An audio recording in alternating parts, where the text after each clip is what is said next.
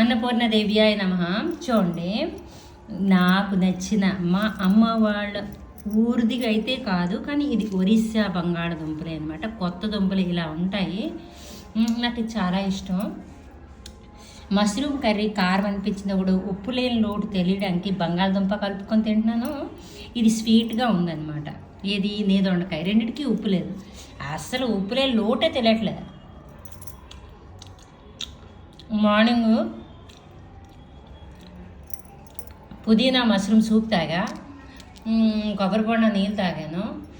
మరి దాని తర్వాత సీతాఫలాలు మాత్రం ఒక 4-5 ఏవో ఫ్రూట్స్ కొంచెం తిన్నా, డ్రై ఫ్రూట్స్ కొంచెం తిన్నా. మరి మధ్యలో ఏమీ తినలే. మరి ఇదే డిన్నర్. అయితే ఒక అరగంట పోయాక ఏదో ఫ్రూట్స్ తింటా.